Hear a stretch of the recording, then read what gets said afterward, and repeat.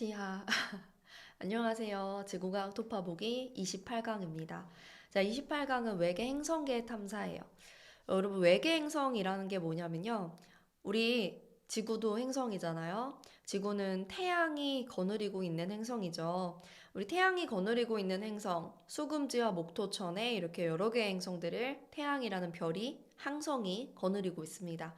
근데 우리 태양계 밖에도 별은 굉장히 많고 그 태양계 밖에 있는 별들도 태양처럼 행성을 가지고 있을 수 있거든요. 이렇게 태양계 밖에 있는 행성을 외계 행성이라고 하는 거예요. 자, 우리는 그 외계 행성을 탐사하려고 합니다. 왜냐하면 어쩌면 그 외계 행성에 외계 생명체가 살고 있을 수도 있잖아. 마치 지구라는 행성에 우리 인간이라는 생명체가 살듯이 외계 행성에 생명체가 살 수도 있는 거고, 아니면 우리 지구가 나중에는 살기 어려워질 수도 있으니까 지구가 살기 어려워졌을 때 우리가 찾아갈 제2의 지구를 발견하기 위해서도 외계 행성을 찾고자 하겠죠. 여러 가지 이유로 우리는 외계 행성을 탐사하려고 하고 있습니다. 근데 외계 행성은 너무 멀고 또 너무 작기 때문에 직접적으로 관찰하는 게 불가능한 건 아니지만 많이 어려워요. 그래서 외계 행성을 탐사하는 주된 방법들은 모두 간접적인 방법들이거든요.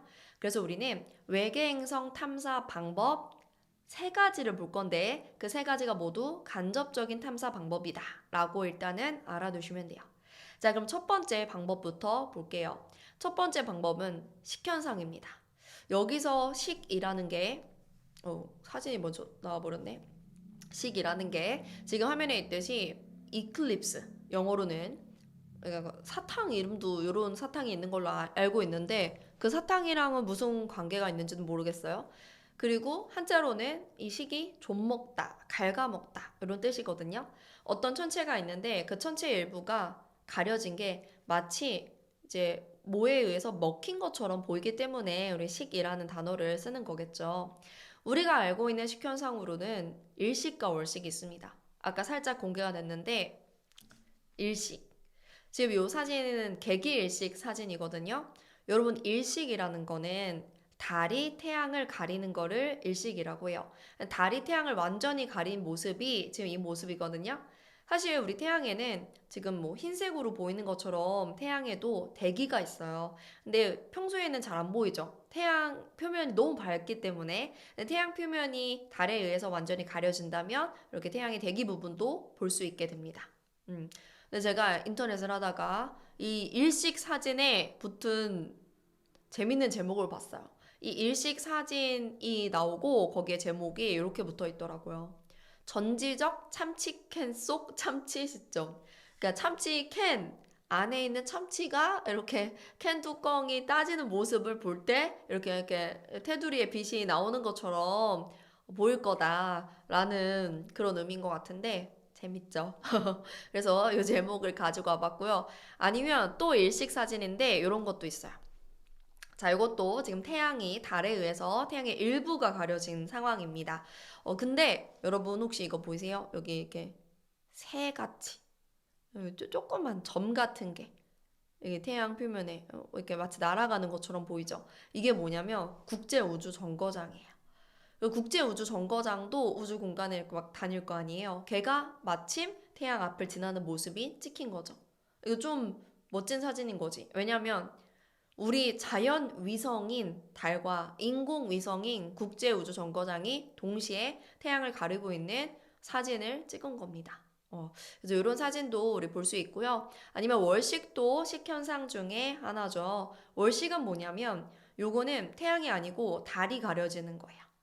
달이 뭐에 의해서 가려지냐면 지구의 그림자에 의해서 달이 가려지는 겁니다. 그래서 지구 그림자에 의해서 달이 가려지는 상황, 월식의 상황이 이렇게 쪼르륵 나와 있는 거예요. 그리고 이번엔 요거를 볼게요. 자, 이 오른쪽에 나온 사진이 바로 지구에서 본 외계 행성의 식입니다. 지구에서 본 외계 행성의 식이라는 게 무슨 말이냐? 잘 들어보세요.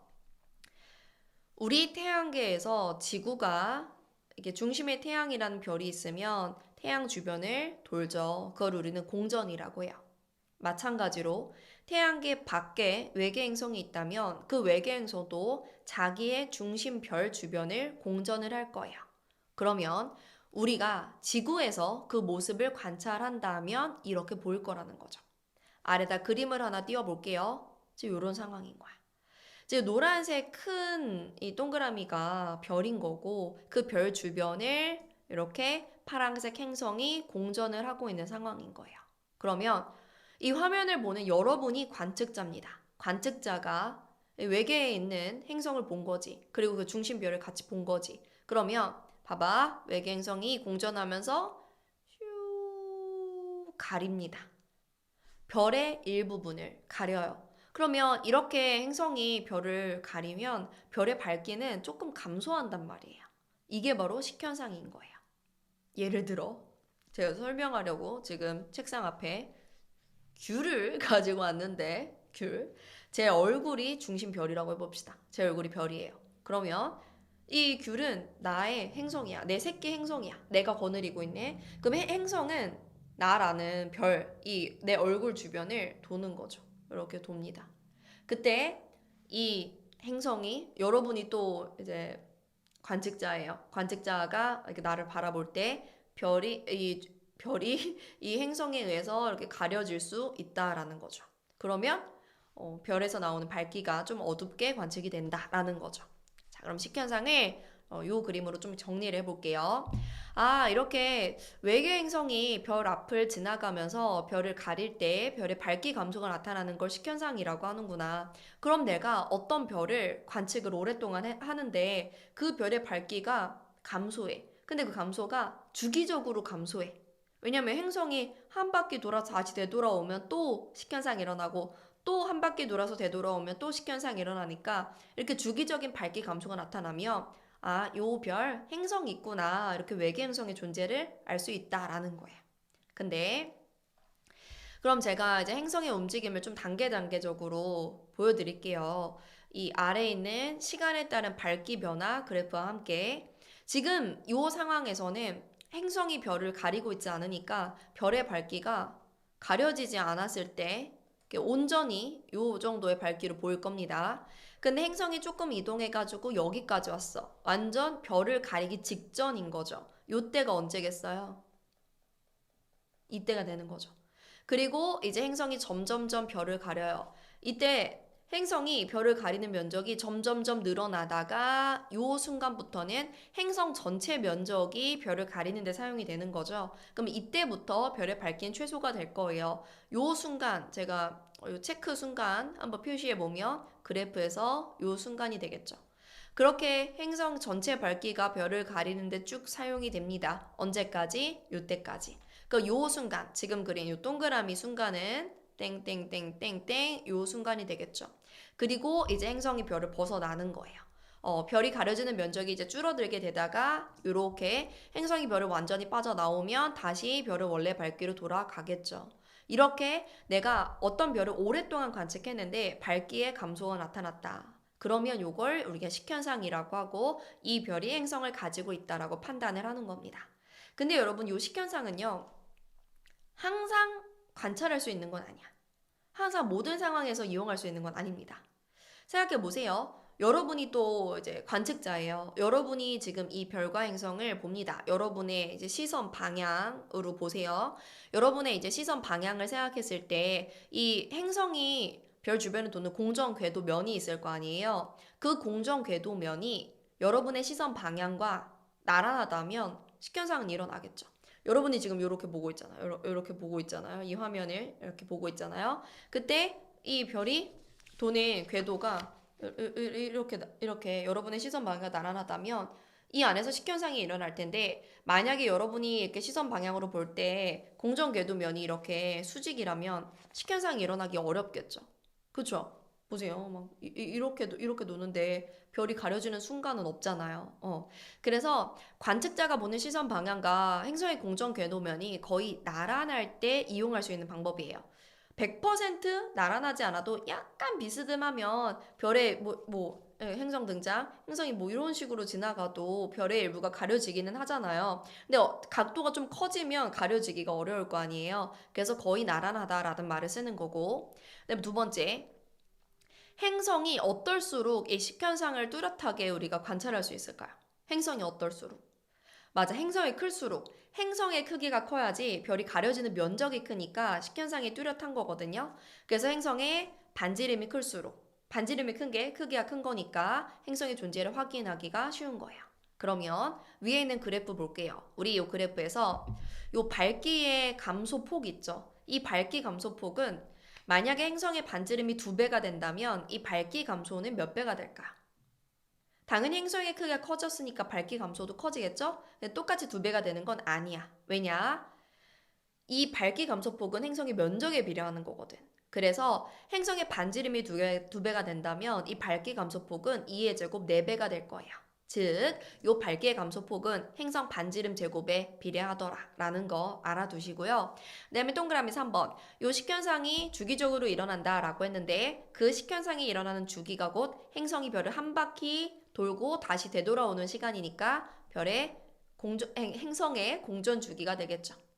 식현상이 일어나는 주기가 곧 행성의 공전 주기다라는 것까지 기억해 주시면 됩니다. 자, 그럼 이렇게 우리 식현상 첫 번째 방법 끝났고요. 이제 두 번째 외계행성 탐사 방법 보겠습니다. 도플러 효과 보겠습니다. 도플러 효과라는 거는 파원이 관측자에게 가까워지거나 멀어질 때 파장이 짧아지거나 길어지는 현상 이렇게 나와 있는데 파원이란 거 이제 파동이 나오는 물질을 말하고요. 그 파원과 관측자 사이의 거리가 변하면 그 파원에서 나오는 파동의 파장도 변한다. 이게 바로 도플러 효과거든요. 자, 그러면 우리 이제 그림을 볼 건데 여기에서 말하는 파원이 바로 별이에요, 별. 별에서 전자기파가 나오죠. 일종의 이제 파동이 나온다라는 거죠. 그러면 이제 별이 있고 여기 관측자가 있어요. 별에서 파동이 나옵니다. 이만큼의 파장을 가지고 있는 파동이 나와서 관측자에게 도달해요. 요게 별이 가만히 있을 때의 상황인데 이제 이 별이 움직이는 거예요. 이 관측자로부터 멀어질 때도 있고 관측자에게 가까워질 때도 있고 그 상황들을 볼게요. 먼저 이 별이 관측자에게서 멀어지는 거예요.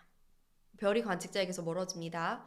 그러면 똑같은 별이야. 그러니까 똑같은 파동이 나올 텐데 그 파동의 파장이 조금 길게 관측이 된다라는 거예요. 원래보다 길게. 요걸 우리는 적색편이라고 해요. 적색편이. 왜 적색편이라고 했냐면 지금 파장이 원래보다 증가했잖아. 근데 우리가 그 가시광선에서 빨주노초 파남보 파장을 생각해 보면 빨간색이 파장이 제일 길잖아요. 그러니까 파장이 긴 쪽으로 간다. 적색 쪽으로 간다. 적색편이라고 부르는 거예요. 그리고 이때는 시선 속도를 플러스 양수로 우리가 나타냅니다. 여기서 시선 속도라는 건 뭐냐면 내가 움직이는 속도 중에 관측자가 보는 시선 방향의 성분을 우리가 시선 속도라고 부르는 거야. 시선 방향의 속도. 내가 보는 시선 방향으로 멀어지는지 가까워지는지를 나타내는 속도가 바로 시선 속도인데 그게 적색편일 때는 플러스야. 자, 그럼 반대로 이번엔 별이 관측자에게 슝슝슝슝슝 가까워지고 있는 상황이야. 그럼 별에서 나오는 파동의 파장이 원래보다 짧게 관측이 될 거라고. 요걸 우리가 뭐라고 하냐면 빨주노초 파남보에서 파장 긴 게 빨간색인데 파장 짧은 거는 보라색이죠. 근데 우리가 빨간색과 약간 대비되는 느낌을 주려면 파란색이 뭔가 이렇게 빨간색, 파란색 느낌이 좋잖아요. 그래서 우리 보라색도 파장이 짧지만 파란색도 파장이 짧은 쪽이기 때문에 요걸 우리가 파장 짧은 파란색 쪽으로 갑니다. 청색편이라고 부르는 거예요. 그래서 청색편이는 이 파원이 관측자에게서 가까워질 때이구나. 그리고 파장이 감소하는구나. 이때는 시선 속도를 마이너스로 표현하는구나. 이렇게 알아두시면 돼요. 자, 그런데 여기서 파장이 증가했다, 파장이 감소했다. 요걸 우리는 어떻게 알 수 있는 거냐면 우리가 이제 별의 물리량에서 별의 스펙트럼 배웠던 거 기억나죠? 별은 무슨 스펙트럼을 가지고 있다? 흡수 스펙트럼을 가지고 있다. 그래서 별의 스펙트럼 상에는 흡수선이 나타나는데 그 흡수선의 파장이 변하는 거거든요. 그래서 그림으로 보여드리면 이런 거예요. 원래 이제 별이 관측자랑 거리 변화가 없을 때는 이렇게 보여요. 제일 위에 있는 것처럼. 근데 요 검은색 진한 선이 흡수선인 거죠. 그리고 이제 오른쪽이 적색 쪽, 파장이 긴 쪽이고 왼쪽이 청색 쪽, 파장이 짧은 쪽이라고 할 때 별이 관측자에게서 멀어지는 적색 편일 때는 같은 흡수선이 이렇게 파장이 긴 쪽에서 나타나는 거고 별이 관측자에게 다가오는 청색 편일 때는 같은 흡수선인데 이렇게 파장이 짧은 청색 쪽에서 나타나는 거예요. 그래서 우리가 스펙트럼으로도 적색 편이와 청색 편이를 볼 줄 알아야 돼요. 됐죠? 자, 그러면 방금 이 화면에서 설명한 거는 도플러 효과라는 게 뭔지를 설명한 거고, 이 도플러 효과를 이용해가지고 어떻게 외계 행성을 탐사할 수 있는지를 이제 보겠습니다. 자, 지금 어떤 외계 행성과 그 외계 행성의 중심별이 나와 있는 거예요. 여러분, 우리가 그냥 이렇게 생각할 수가 있어요. 우리 태양계에서도 태양이 중심별이고 우리 지구가 그 태양의 행성이잖아요. 그러면 우리는 태양은 중심에 가만히 떡하니 있고 우리 지구만 태양 주변에 이렇게 공전한다라고 생각하는데 사실 정확하게는 그게 아니거든요. 사실은 그 중심별과 행성이 그들의 공통 질량 중심을 상호 공전하고 있는 거예요. 한 번 더. 지금 여기서 노란색이 중심별이고 파란색이 행성인데 이 중심별과 행성은 둘의 공통 질량 중심을 상호 공전하고 있다고요. 근데 물론 별이랑 행성 중에 별이 행성보다 훨씬 더 질량이 클 테니까 그 공통 질량 중심이 아주 별 쪽으로 치우쳐 있어가지고 별의 공전은 막 거의 뭐 진동하듯이 눈에 띄지가 않아가지고 우리가 별이 가만히 있고 행성이 별 주변을 돈다라고 생각을 하는 거죠. 정확하게는 별도 공전을 하고 있는 거예요. 그래서 우리 동그라미 1번에 별과 행성은 지금 공통 질량 중심을 같은 주기로 회전을 해요. 같은 방향, 같은 주기로. 그래서 내가 얘네들을 지금 회전을 시켜보면 이런 식으로 회전을 하는 겁니다. 이렇게. 봐봐. 얘네가 지금 같은 주기로 회전을 한다라고 했잖아. 같은 주기로 회전을 하면 이 별과 행성은 항상 서로 바라보는 반대쪽에서 바라보는 요 위치 관계를 유지한 채 상호 공전을 하고 있는 거예요. 되셨어요? 요 상황을 이해를 해야 돼. 그러면 봐봐. 여기 있는 이 사람 얼굴, 이게 바로 우리 지구거든요. 즉 관측자거든요. 이 관측자가 얘네들을 바라본다면 여기 있는 이 노란색의 별 있지? 별이 가까워질 때도 있고 멀어질 때도 있고 가까워질 때도 있고 멀어질 때도 있는 거예요. 되셨어요? 요걸 가지고 우리가 도플러 효과를 알아낸다라는 거죠. 자, 그러면 이제 또 정리를 해볼게요. 제가 지금 이 별의 궤도와 행성의 궤도의 주요 위치를 1, 2, 3, 4로 표시를 했습니다. 지금 노란색이 별이고 파란색이 행성이잖아요. 별이 1번에 위치해 있을 때 행성은 그 마주보는 반대편인 요 위치에 있는 거고요. 4분의 1바퀴를 돌아서 별이 2번에 위치해 있을 때 행성은 요 2번에 위치해 있다. 요렇게 그림을 봐주면 되는 거예요. 그럼 요 각 위치에서 별과 행성이 우리 지구와의 거리가 가까워지는지 멀어지는지를 생각해 볼게요. 자, 먼저 1번의 위치일 때 별부터 보겠습니다. 여러분 1번 위치일 때 별의 공전 방향을 보니까 별은 이렇게 움직이고 있는 거거든요. 지구랑 멀어지고 있어요. 근데 똑같이 1번의 순간에서 행성을 보니까 행성은 지금 이게 공전 방향이거든. 그럼 이렇게 돈다라는 거잖아. 1번의 위치에서 이렇게 이동하거든. 그럼 행성은 지구랑 가까워지는 거야. 그러니까 별이 멀어질 때 행성은 가까워지는 거야. 그럼 여러분, 지금 이때의 도플러 효과는 적색편일까요? 청색편일까요? 사실 멀어지면 적색편이고 가까워지면 청색편인데 저 별과 행성이 반대인데 어떻게 하나요? 여러분 우리 중요한 거 도플러 효과는 별빛을 가지고 판단을 하는 겁니다. 별빛을 가지고. 별에서 빛이 나오잖아. 별빛의 스펙트럼이 흡수 스펙트럼이라고 했잖아요. 그러니까 그 별빛의 도플러 효과를 보는 거예요. 그래서 이 도플러 효과가 적색편인지 청색편인지 판단하는 건 별이 멀어지는지 별이 가까워지는지 보는 거예요. 행성을 보는 게 아니고.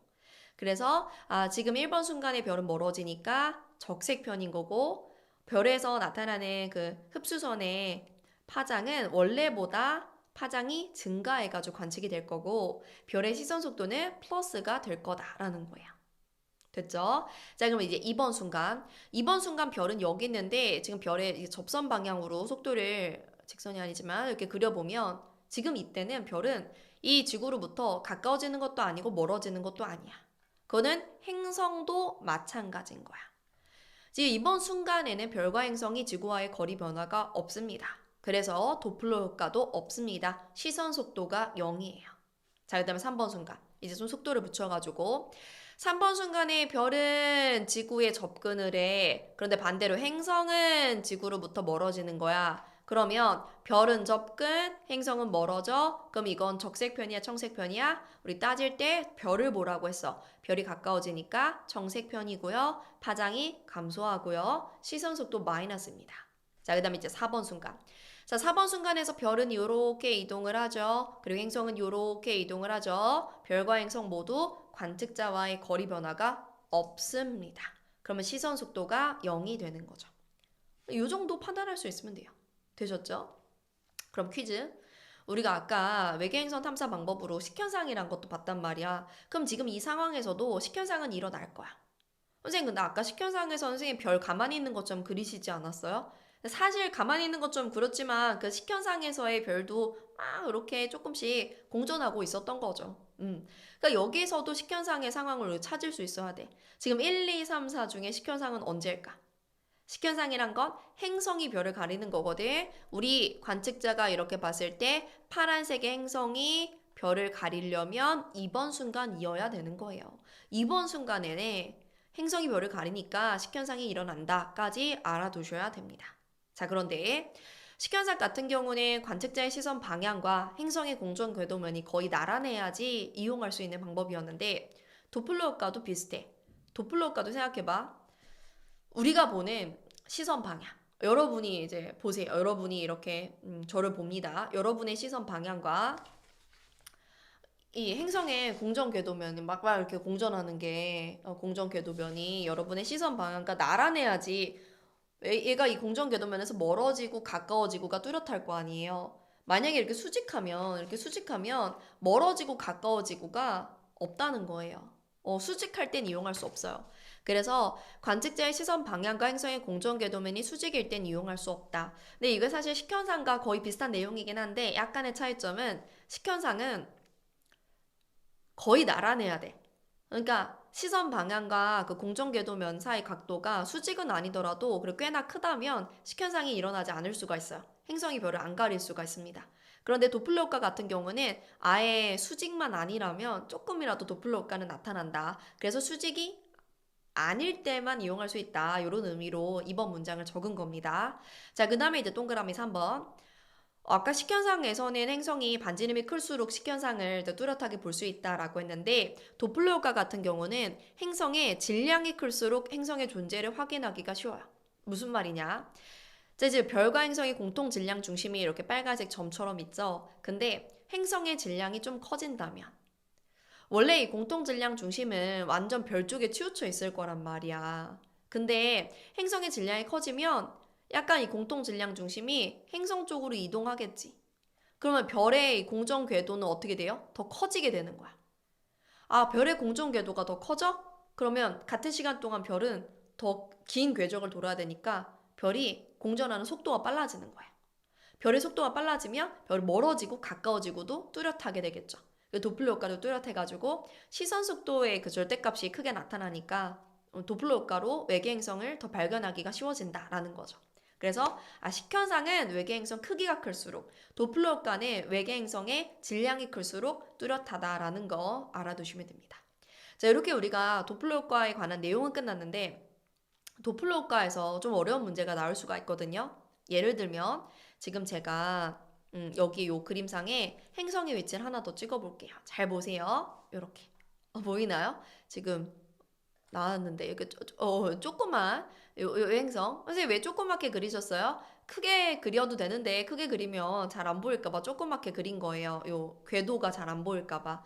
자, 행성이 아니지. 별이죠, 별. 별이 요 위치에 있을 때 별은 적색편일까, 청색편일까? 요 위치에 있을 때 별을 요렇게 움직이는 거거든요. 지금 요 관측자로부터 멀어지는 거니까 이때도 적색편인 거예요. 그래서 사실 4번, 1번, 2번 요 경로는 다 적색편인 거지. 2번, 3번, 4번 요 경로는 다 청색편인 거지. 다만 시선 방향과 수직인 요 1번과 3번에서 1번에서 적색 편의가 최대인 거고 3번에서 청색 편의가 최대인 거지 요 가운데 구간에서도 적색과 청색 편의가 있다고요. 근데 우리가 이제 요 가운데 구간에 어떤 별의 위치가 찍혔을 때 그때 별의 시선 속도를 구할 줄 알아야 돼요. 삼각함수를 이용해가지고. 그런 문제가 출제가 되고 있거든요. 그래서 잠시 도플러 효과에 관한 기출문제 2개를 풀고 오겠습니다. 자, 이제 기출문제 2개를 풀어볼 거예요. 이 기출문제를 풀면서 도플러 효과가 이제 어렵게 나온다면 어떤 식으로도 나올 수 있는지 보겠습니다. 자, 먼저 이 문제는 올해 6월 모의평가에 나왔던 20번 문제예요. 문제를 좀 확대해가지고 읽어볼게요. 그림가는 중심별과 행성이 공통 질량 중심에 대해서 공전하는 원궤도고 나는 중심별의 시선 속도를 시간에 따라 나타낸 거래요.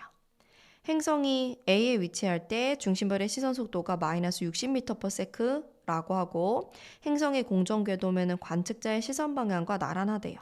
자, 그러면 우리 지금 이 공통 질량 중심이랑 가까운 쪽에 중심별의 궤도가 있고 더 먼 쪽에 행성의 궤도가 있어요. 지금 이 A, B, C가 행성의 위치인데 이 A, B, C의 행성이 있을 때 별은 어디에 있는지 우리 그릴 수가 있는 거죠. 항상 별과 행성은 서로 이제 반대쪽에 마주보고 있다라고 했으니까 행성이 A에 있을 때 별은 여기 있는 거예요. 이거를 A'이라고 할게요. 그리고 행성이 B에 있을 때 별은 여기 있겠죠. 요걸 우리가 B'이라고 하고 행성이 C에 있을 때 별은 요쯤 요 C'에 있겠죠. 지금 요 중심별의 공전궤도가 너무 조그매가지고 제가 표시하기가 힘들었거든요. 여기 오른쪽에 좀 중심별의 공전궤도를 확대해서 그릴게요. 왜냐하면 우리가 도플러 효과라는 건 중심별을 보고 그 중심별이 나로부터 멀어지냐 가까워지냐 그걸 바탕으로 시선 속도 정하는 거잖아요. 그래서 제가 검은색으로 여기다가 중심별의 궤도를 크게 그려봤어요. 그리고 좀 보조선도 그어볼게요. 이런 식으로 4등분하는 선들을 그리고 이제 중심별을 다시 위치를 표시해 볼게요. 지금 여기 있을 때가 A'이 되는 거고 B 같은 경우는 지금 이 각도가 45도니까 여기서 45도만큼 떨어진 게 B의 위치잖아요. 그럼 또 보조선을 그어볼까? 여기 이렇게 45도만큼 떨어진 곳에 지금 이렇게 우리가 B를 그릴 수 있는 거예요. C'도 그릴 수 있죠. C'도 그려보면 초록색 아니야. 검은색이야. 검은색으로 이렇게 15도만큼 더 간 곳에 C를 그려주면 되겠죠. 이렇게 C'. 그러니까 요게 행성이 A, B, C에 있을 때 별의 위치라는 거예요. 근데 뭐라고 했냐면 지금 행성이 A에 있을 때 중심별의 시선 속도가 마이너스 60이라고 했거든요. 여러분 우리는 중심별이 이 시선 방향과 수직이 되는 요 위치나 혹은 요 위치에 있을 때 시선 속도가 최대인 거죠. 여기 A'에 있을 때도 시선 속도가 최대야. 그런데 부호가 마이너스니까 나로부터 가까워지고 있는 접근의 상황인 거거든요.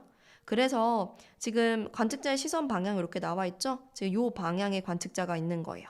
그러면 A는 지금 이 순간에 관측자에게 가까워지고 있으니까 우리 A의 시선 속도를 이렇게 가까워지게 그려주면 되는 거겠죠. 됐어요? 근데 제가 방금 이렇게 말했죠. 지금 A의 위치에 있을 때 얘는 시선 속도가 최대라고. 그러면 A에 위치해 있을 때는 현재 공전 속도가 다 모두 시선 방향으로 있는 거거든요.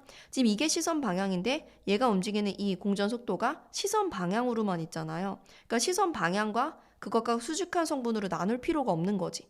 그러니까 A에서는 지금 공전 속도이자 시선 속도가 V인 거예요. 여기까지 됐죠? 그 V가 60이 되는 거고요. 그리고 우리 요 나에서 좀 정리를 해보자면 시선 속도가 지금 플러스일 때가 있고 마이너스일 때가 있는데 플러스일 때가 중심별이 나로부터 후퇴, 멀어질 때고 그때 파장이 증가한다라고 했고요. 시선 속도가 마이너스일 때가 방금 우리 했듯이 별이 나에게 접근할 때고 그때 파장이 짧아진다라고 알고 있어요. 근데 그 시선 속도가 최대값이 지금 60으로 나타나는 거죠. 60이 아니더라도 플러스일 때가 있고 60이 아니더라도 마이너스일 때는 있어요. 언제냐? 다른 위치인 거죠. 지금 여기서도 내가 일단은 공전의 방향은 파악을 했지. A일 때 이 시선 방향으로 가까워진다라는 거는 얘는 지금 이런 방향으로 공전하고 있다라는 거죠. 그럼 행성도 마찬가지예요. 가 그림에 표시해 보면 얘는 지금 이런 방향. 시계 반대 방향으로 공전하고 있다라는 거죠. 항상 중심별과 행성은 같은 방향으로 같은 주기로 공전을 하니까. 여기까지 됐어요. 그러면 지금 B'이나 C'일 때도 결국에 시선 방향과 가까워지고 있는 거예요. 이 관측자에게 가까워지고 있는 거거든요. 그러면 B와 C일 때도 중심별의 시선 속도는 마이너스로 나오겠지. 다만 A일 때보다 그 시선 속도의 크기가 작겠죠. 그때의 크기를 구해보려고 해요. 먼저 B일 때의 시선 속도 크기를 한번 구해볼게요. 어떻게 구하냐? 지금 현재 B일 때의 공전 속도를 그리는 거야. B에서 이제 접선 방향으로 그리면 되겠죠. B에서 이런 식으로 이렇게 접선 방향으로 그려놨습니다. 그러면 지금 이 빨간색 B에서 그린 이 빨간색 화살표가 시선 방향으로만 있는 건 아니잖아요. 그럼 요거 나는 분해를 하는 거야. 벡터 분해를. 시선 방향, 요게 지금 시선 방향이니까 시선 방향 성분과 그거 수직한 성분으로 이렇게 나눈다고요. 그럼 B에서의 시선 속도는 뭐냐면 이 화살표의 길이가 B에서의 시선 속도인 거야. 그럼 그걸 구해보자. 자, 지금 B에서의 공전 속도는 A에서의 공전 속도와 똑같은 V가 되겠죠. 그러면 요 값은 뭐냐면 우리 요 각도가 45도잖아. 이것도 45도인 거잖아. 그럼 이것도 45도인 거잖아. 그럼 여기에 직각삼각형 내가 여기 있는 거 좀 확대해서 그려보자면 요런 식으로 직각삼각형이 있는 거지. 여기가 이제 B가 되는 거고 지금 여기가 V가 되는 거고 내가 구하고 싶은 건 여기인 거야. 그럼 요 값은 어떻게 되겠어? V 곱하기 코사인 45도가 되겠죠. 그럼 C에서는 시선속도 어떻게 구하겠어? C에서도 똑같이 C에서의 공전속도 그리고 그걸 또 나눠가지고 구하면 되는데 C에서는 지금 15도만큼 더 간 거니까 이 전체 각도가 60도가 되는 거죠. 그러면 C 같은 경우는 내가 삼각형을 못 그렸는데 여기가 지금 60도가 되는 거야. 똑같이 이게 V일 때 C 여기 있고요. 요만큼의 길이가 C의 시선 속도인 거죠. 그럼 V 코사인 60도가 되는 거죠. 됐죠? 아, 그러니까 정리해보자면 이런 거네. 지금 A가 있고 B가 있고 C가 있을 때 시선 속도는 A가 V라면 B는 V 곱하기 코사인 45도고 C는 V 곱하기 코사인 60도야. 근데 여기서 V가 60이니까 이 V에 60씩을 집어넣으면 되는 거고 그리고 A, B, C 모두 다 지금 관측자로부터 가까워지는 거니까 시선 속도의 부호는 마이너스다. 이런 식으로 구할 수 있는 거죠. 여기까지 해석하고 이제 기억부터 보겠습니다. 기억. 행성의 공전 방향 A, B, C래. 자, 별도 A, B, C 이렇게 가고 행성도 A, B, C 이런 식으로 공전하고 있습니다. 기억 맞고요. 자, 니은 중심별의 스펙트럼에서 500나노미터의 기준 파장을 갖는 즉 람다 제로가 500나노미터인 흡수선의 최대 파장 변화량이 0.001나노미터래. 자, 구해볼게요. 지금 여기서 뭐 기준 파장 아니면 파장의 변화량 이런 말이 등장하니까 우리는 요 공식을 떠올려야 되는 거거든요. 지금 얘네가 멀어지는 이 시선 속도 V는 람다 제로 고유 파장분의 델타 람다 파장의 변화량 곱하기 C 빛의 속도입니다 라는 공식이 떠올라야 되는 거죠. 근데 여기서 최대 파장 변화량이라고 했거든. 우리는 시선 속도가 빠를수록 그만큼 파장 변화량도 크게 나타나는 거거든요. 그러면 시선 속도가 최대일 때 시선 속도가 60일 때로 구해야 되는 거죠. 그럼 여기에 V에는 60을 집어넣고 기준 파장이 500이지 500분의 델타 람다 곱하기 빛의 속도 알려줬죠? 3 곱하기 10의 8제곱이 되는 거예요. 되셨어요? 그러면 지금 보자. 여기 람다 제로는 0, 0, 0 여기 3개씩 지워지니까 5제곱 이렇게 되는 거 맞죠? 그러면 다시 5, 6에 곱하면 30을 3 곱하기 10의 5제곱으로 나누면 되는 거죠? 지금 좀 수학 계산 느려요. 그러면 3, 3 없어지고 10의 4제곱분의 1 맞지? 그럼 0.0001인 거죠. 0.001이 아니죠. 좀 유치한 보기네. 0.001이 아니고 0.0001이기 때문에 니은 보기가 틀린 거야. 자, 그 다음 디귿. 중심별의 시선 속도는 행성이 B를 지날 때가 C를 지날 때의 루트 2배다라고 했는데 우리 이미 구해놨거든요. 여기 구해놓은 거 보면 되는 거죠. 여러분 코사인 45도 몇입니까? 2분의 루트 2가 되는 거죠. 나머지는 똑같으니까 이 코사인 값만 쓸게요. 네, C 같은 경우는 코사인 60도 2분의 1 맞죠? 그러면 B를 지날 때가 C를 지날 때의 루트 2배 맞네요. 디귿보기 맞아요. 선생님 뭐 마이너스 뭐 이런 거 생각 아니지. 여기 시선속도 크기 말하는 거니까. 여기서 시선속도 마이너스 플러스 이런 거는 그냥 가까워진다 멀어진다 그 방향을 의미하는 거니까 부호까지 신경 안 써도 됩니다. 자, 이렇게 우리 첫 번째 문제 풀어봤고요. 그 다음 문제는 완전 따끈따끈 김이 나는 문제예요. 얼마 전에 본 10월 학력 평가 나왔던 문제입니다. 볼게요. 자, 이것도 좀 확대해가지고. 가는 어느 외계 행성계에서 공통 질량 중심을 원궤도로 공전하는 중심별의 모습이야. 그리고 나는 중심별의 시선 속도를 시간에 따라 나타낸 거고 이 외계 행성계에서는 행성이 한 개만 존재하고 중심별의 공전 궤도면과 시선 방향이 이루는 각이 60도래. 봐봐. 아까 전 문제에선 뭐라고 했냐면 지금 행성의 공전 궤도면이 관측자의 시선 방향과 나란하다라고 했거든. 그런데 이번엔 뭐라고 했냐면 중심별의 공전 궤도면이 여러분 행성의 공전 궤도면이랑 똑같은 거예요. 중심별과 행성은 같은 면을 공전을 하고 있으니까 즉 중심별의 공전 궤도면과 시선 방향이 이번에 나란한 게 아니고 60도나 각도를 이루고 있는 상황인 거예요. 됐죠? 자, 그럼 가 그림부터 파악을 해봅시다. 자, 지금 시선 방향이 이렇게 있어요. 관측자가 이쪽에 있다라는 거고요. 그리고 요 궤도는 누구의 궤도냐면 중심별의 궤도인 거야. 요 그림은 우리가 중심별을 어차피 생각해야 되는데 중심별의 궤도를 큼지막하게 주어졌으니까 좋네요. 그럼 우리가 여기다가 이번에 행성의 궤도를 그려볼게요.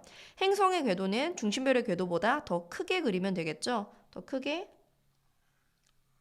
이런 식으로 그려주면 되는 거예요.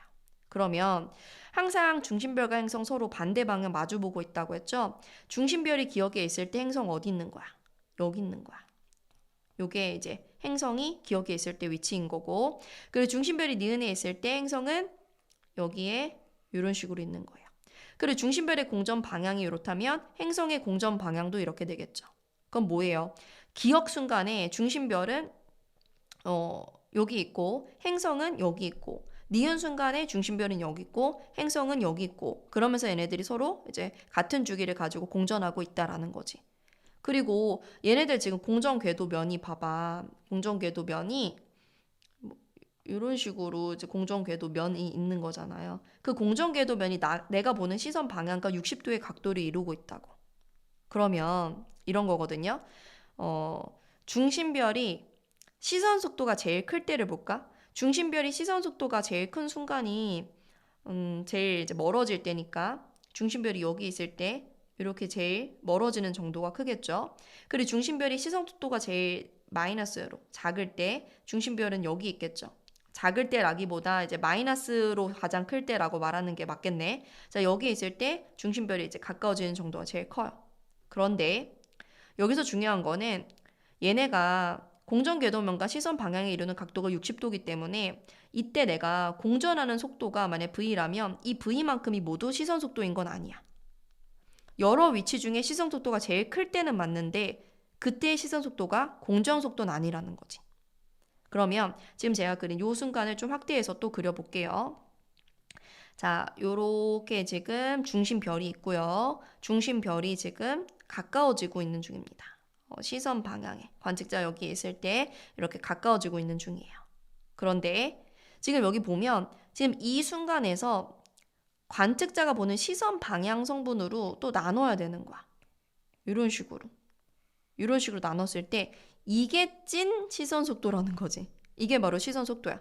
그러면 여기서는 아예 그냥 그때의 시선 속도를 주어졌거든요. 요거 공전 속도를 V로 두지 말고 지금 시선 속도의 최대값이 V인 거잖아요. 그리고 이 순간에 시선 속도가 최대일 때니까 지금 이때의 시선 속도가 V라는 거야. 그럼 요걸 가지고 공전 속도를 구할 수 있는 거지. 구해볼게요. 지금 요 각도가 60도니까 또 우리가 요 직각삼각형을 이용할 수 있는 거죠. 요게 이제 60일 때 얘가 1대 2대 루트 3 이렇게 되는 거죠. 그러면 여기서 내가 구하고 싶은 공전 속도, 요 빨간 화살표의 길이는 뭐예요? V의 2배니까 2V가 되겠죠. 아까 시선 속도의 최대값이 v인 거고 공전 속도는 2v인 거야. 이해 갔어요? 요거를 이해했으면 요 문제는 다 풀리는 거죠. 볼게요. 기억. 지구로부터 행성까지의 거리는 중심별이 기억에 있을 때가 니은에 있을 때보다 가깝대. 지구로부터 누구까지 거리래? 행성까지 거리인 거야. 별까지가 아니고. 그러면 행성까지 거리니까 내가 지금 빨간색으로 표시한 거 봐야 되는 거잖아. 기억에 있을 때가 니은에 있을 때보다 가까운 거 맞네요. 기억 보기 맞죠? 근데 만약에 지구로부터 별까지의 거리라고 말하면 그건 또 반대가 되겠죠. 별까지의 거리는 기억에 있을 때가 니은에 있을 때보다 더 먼 거죠. 자, 그 다음 니은. 중심별의 공전 속도는 2v이다. 우리 구해놨습니다. 됐죠? 니은 보기 맞고. 디귿. 중심별의 공전 궤도면과 시선 방향이 이루는 각이 지금 여기서는 그 각이 몇 도인 거야? 60도인 거지. 그 각이 현재보다 작아지면 그러니까 더 나란한 쪽으로 가면 중심별의 시선 속도 변화 주기는 길어진다라고 했어. 봐봐. 선생님이 아까 도플러 효과 설명할 때 도플러 효과도 중심별의 공전 궤도면 아니면 이제 행성의 공전 궤도면이라고 할 수도 있겠죠. 그 공전 궤도면과 시선 방향이 나란할수록 도플러 효과가 더 크게 나타나는 거거든요. 여기서 도플러 효과가 크다라는 거는 시선 속도가 크게 나타난다라는 거예요. 이 각도가 현재보다 작아지면 더 나란한 쪽으로 가는 거니까 시선 속도의 크기는 커지겠지. 근데 그렇다고 해서 이 시선 속도가 변화하는 주기가 달라지진 않아요.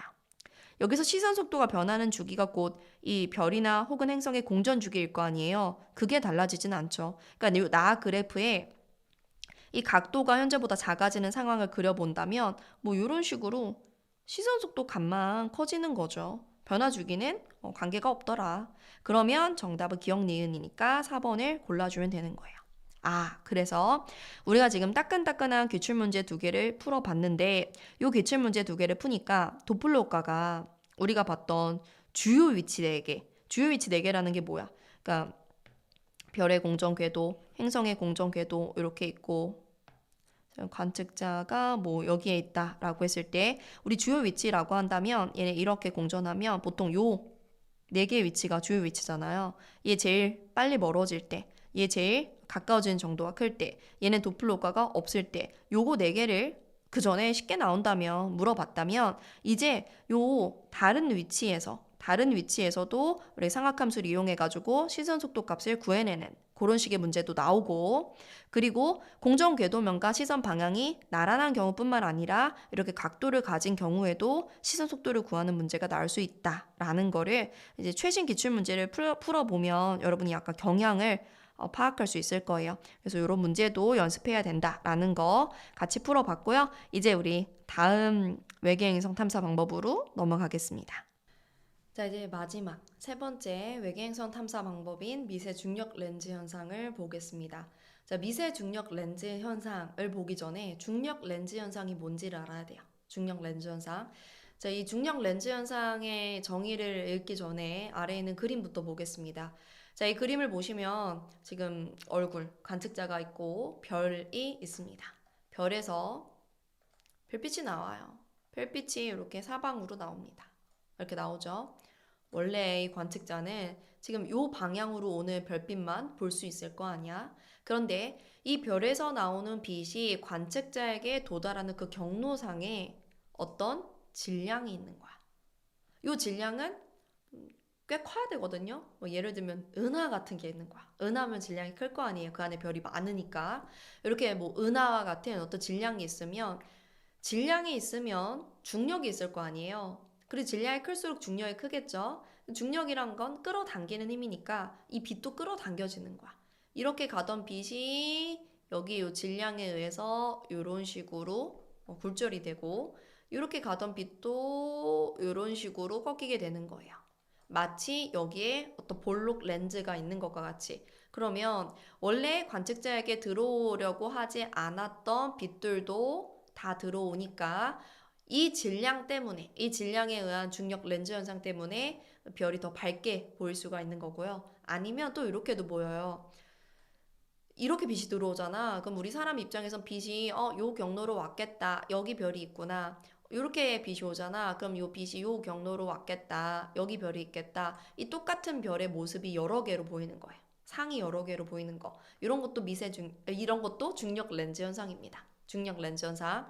그래서 중력 렌즈 현상의 정의를 읽어보면 거리가 다른 두 천체가 같은 시선 방향에 있을 때 지금 내 시선 방향의 거리가 가까운 거, 먼 거 두 개의 천체가 이렇게 있을 때 뒤쪽에 있는 천체로부터 오는 빛이 앞쪽에 있는 천체의 중력에 의해, 즉 질량에 의해 렌즈를 통과한 것처럼 굴절되는 현상. 그 결과 광도가 원래보다 크게 관측이 되거나 아니면 상이 여러 개로 관측이 됩니다.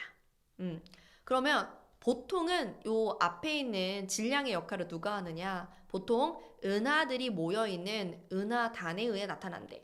그러니까 뭐 은하가 중력 렌즈 현상을 일으킬 수도 있어요. 아니면 은하들이 여러 개 모여있는 집단을 은하단이라고 하거든요. 그럼 그건 더 질량이 크겠죠? 이런 은하단에 의해서 중력 렌즈 현상이 나타나는 게 일반적이에요. 그런데 요 사이에 그냥 은하단이 아니고 은하도 아니고 별 하나만 띡 아니면 뭐 행성이 띡 이렇게 있어. 근데 이 별이나 행성도 질량을 가지고 있기는 하니까 이 별이나 행성에 의해서도 아주 미세하게 이 중력 렌즈 현상이 나타날 수 있고 그걸 우리가 미세 중력 렌즈 현상이라고 한다는 거야. 됐죠? 그래서 우리가 요 중력 렌즈 현상을 볼 수 있는 사진도 한번 잠깐 본다면 지금 나타난 요 사진이 우리 지난번에 언제였지? 외계 지난번이 아니다. 다음 시간에 배울 제가 사실 이제 29강을 먼저 찍고 지금 28강을 찍고 있거든요. 다음 시간인 29강에도 나오겠지만 제임스 웹 망원경이라는 최근에 발사된 망원경으로 관측한 우주거든요. 심우주예요. 심우주가 깊은 우주. 그만큼 멀리 있는 우주를 본 거예요. 근데 여러분 우리가 멀리 본다는 거는 그만큼 과거를 본다는 거거든요. 이게 바로 멀리 있는 우리 우주입니다. 근데 굉장히 이제 선명한 사진을 볼 수가 있는 거죠. 좋은 망원경으로 촬영을 했으니까. 근데 여기 보면 이 은하가 약간 봐봐 이렇게 뭔가 늘어난 것처럼 이렇게 보이잖아요. 요게 중력 렌즈 현상 때문이라는 거예요. 여기서 나온 빛이 나라는 관측자에게 도달하기까지 많은 질량들을 거쳤을 테니까 중력 렌즈 현상이 나타났다라는 거죠. 되셨죠? 자, 이렇게 우리가 중력 렌즈 현상은 뭔지 알았어. 그 여기서 약간 예고부터 하자면 나중에 이런 것도 배울 거거든요. 나중에 여기 관측자가 있고 여기 뒤에 이제 별이 있어. 그런데 중력 렌즈 현상이 일어난 거야. 중력 렌즈 현상이 일어난 거는 뭐 이런 어떤 사진을 통해서 알 수 있겠지. 근데 여기 보니까 요 경로상에 보니까 아무리 봐도 질량을 가지고 있는 어떤 천체가 없어. 그럼 뭐야? 여기에 보이지는 않지만 질량이 있는 어떤 물질이 있는 거구나. 그걸 우리가 암흑 물질이라고 하는 거야. 다음에 나올 겁니다. 자, 그럼 넘어가가지고 이제는 우리가 뭘 할 거냐면 이 중력 렌즈 현상으로 어떻게 외계행성의 존재를 알아낼 수 있는가를 봐야겠죠. 일단 미세가 붙으면 미세 중력 렌즈 현상은요. 어떤 상황을 보는 거냐면 거리가 다른 두 개의 별이 같은 방향에 있는 경우를 보는 거야. 일단 여기까지 끊고 우리 그림을 볼게요. 자, 여기 지구가 있습니다. 지구가 관측자죠. 이게 바로 지구에서 봤을 때 시선 방향입니다. 그때 가까운 곳에 별 A가 있고요. 먼 곳에 별 B가 있습니다. 그럼 별 B에서 나오는 빛이 이 별 A에 의해서 미세하게 중력 렌즈 현상이 나타나겠지. 그런데 이 앞에 있는 별 A가 가만히 있는 애가 아니고 요렇게 이동하고 있는 중이라고 해봐. 그러면 별 A가 여기에 있을 때보다 B와 같은 시선 방향에 있을 때 여기에 있을 때보다 B와 같은 시선 방향에 놓일 때 이때가 중력 렌즈 현상으로 인해서 밝기가 최대로 보인다라는 거죠. 그래서 지금 왼쪽에 있는 밝기 변화 그래프를 보면 시간에 따른 밝기가 A가 다가오면서 점점 증가하다가 같은 방향일 때 최대, 멀어지면 다시 밝기 감소 이렇게 나타난다라는 거예요. 그러면 지금 이 밝기 그래프는 이 앞에 있는 별이 행성을 가지고 있지 않아도 나타나는 현상인 거야. 행성을 가지고 있지 않아도 이 앞에 있는 별에 의해서 중력 렌즈 현상이 나타나는 거야. 됐죠? 그런데 만약에 행성을 가지고 있다면 어떻게 될지를 볼게요. 자, 똑같이 지구라는 관측자가 있고요. 앞에 별 A가 있고 뒤에 별 B가 있는 거야. 그러면 별 A가 똑같이 이렇게 진행한다면 A가 B에게 다가올 때 밝기 증가, 같은 방향일 때 밝기 최대, 다시 멀어질 때 밝기 감소 이렇게 될 텐데 지금 이 앞에 있는 별이 행성을 가지고 있어요. 그럼 보세요. 이 행성 요 녀석, 조그만 요 녀석도 중력 렌즈 현상을 미세하게 일으킬 수 있다고요. 그러면 얘네가 이렇게 가다가 이제 별은 이미 여기로 가버렸어. 근데 이 쪼꼬맹이 행성이 별 B랑 같은 방향에 놓이는 순간 이 행성도 미세하게나마 중력 렌즈 현상을 일으켜가지고 요렇게 어떤 추가적인 밝기 변화가 나타난다고요. 이해 갔어요? 그러면 우리가 이 뭐 추가적인 밝기 변화 뭐야? 앞에 있는 별이 행성 가지고 있나 보다. 이렇게 알 수 있다라는 거죠. 그럼 다시 요 위에 문장을 읽어볼게요. 거리가 다른 두 개의 별이 같은 방향에 있을 경우 뒤쪽 별의 별빛이 앞쪽 별의 중력에 의해 미세하게 굴절되어 휘어지면서 뒤쪽 별의 밝기가 변화하는 현상이 나타날 수 있어. 그런데 만약 앞쪽 별이 행성을 가지고 있다면 행성에 의해서도 미세 중력 렌즈 현상이 일어나니까 그게 추가되어 가지고 뒤쪽 별의 밝기가 이런 어떤 피크가 추가적인 밝기 변화가 나타난다라는 거야. 그럼 우린 요걸 가지고 앞쪽 애가 행성 가지고 있구나를 알 수 있다라는 거죠. 자, 그럼 정리해보면 동그라미 1번 우리는 앞의 별의 밝기 변화 보는 거야? 뒤의 별의 밝기 변화 보는 거야? 뒤의 별, 지금 그림상의 B의 밝기 변화를 보는 거예요. 뒤쪽 별의 밝기 변화로 누가 행성을 가지고 있는 거 알 수 있는 거야? 앞쪽 별이 행성을 가지고 있는지를 알 수 있다라는 거예요. 그래서 지금 여기서 뒤쪽 별과 앞쪽 별의 역할이 뭔지를 구분할 수 있어야 되고 그다음 동그라미 2번 관측자의 시선 방향과 행성의 공전 궤도면이 아까 뭐 식현상이나 도플러 효과에서는 거의 나란할 때가 잘 관측할 수 있다라고 했잖아요. 수직일 땐 아예 이용할 수 없다라고 했잖아요. 그런데 이 미세 중력 렌즈 현상은 그 관계가 없어. 관측자 시선 방향과 공전 궤도면이 수직이더라도 뭐 나란하더라도 언제나 이용할 수 있더라. 수직일 때도 이용할 수 있다. 갑자기 빈칸이 다 이렇게 열려버렸는데 동그라미 3번은 이 미세 중력 렌즈 현상 같은 경우는 우리 지구처럼 질량이 좀 작은 행성을 찾는데 상대적으로 유리합니다. 우리 지구가 이제 우주에 있는 여러 행성들 중에 그렇게 질량이 큰 편은 아니거든요. 우리 지구는 좀 조그만 편이에요. 지구처럼 질량 작은 행성을 찾는데 상대적으로 유리한 방법이고요. 그다음에 동그라미 4번 얘는 이 별 A가 별 B 앞을 지나는 게 주기적인 게 아니지. A가 B 주변 도는 그런 별은 아니잖아. 그래서 도플러 효과나 식현상 같은 경우는 주기적으로 관측이 되는 건데 이 미세 중력 렌즈 현상 같은 경우는 주기적으로 관측할 수 있는 현상은 아니다라는 특징이 있습니다. 그러니까 어찌 보면 요거는 이제 장점인 거고 요거는 이제 단점이 되겠죠. 자, 그럼 우리가 이제 외계 행성을 탐사하는 세 가지 간접적인 방법은 다 끝난 거고요.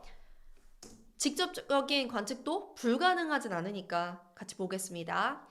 외계 행성을 내가 만약에 직접 관측한다면 실제 관측한 사례도 있어. 불가능한 건 아니니까. 그럼 어떻게 관측을 해야 되냐? 중심별을 가려야 돼.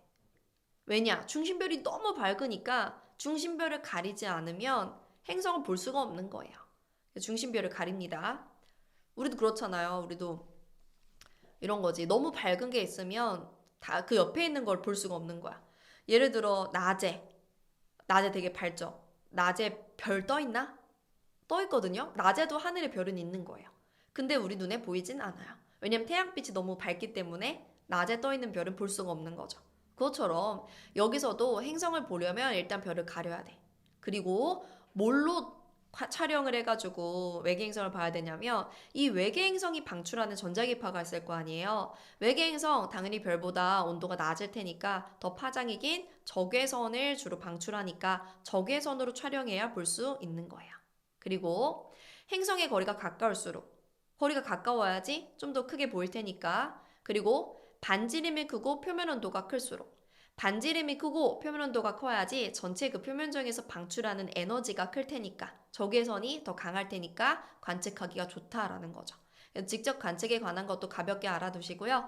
그리고 5번은 지금까지의 관측이에요. 지금까지 우리는 시선 속도 변화, 식현상, 미세 중력 렌즈 현상, 그리고 기타 여러 방법 등을 이용해가지고 열심히 외계 행성을 탐사했습니다. 그 탐사한 결과 이 외계 행성들의 공전궤도 반지름, 즉 중심별로부터 거리, 그리고 질량의 그 규모들을 요 도표상에 표현을 해놓은 거죠. 일단은 여기서 질량 1이 목성인데 우리가 지금까지 발견한 외계 행성들이 대부분 지금 목성보다도 큰 게 굉장히 많으니까 우리 지구보다는 큰 행성들을 주로 발견했다 이렇게 볼 수가 있는 거죠.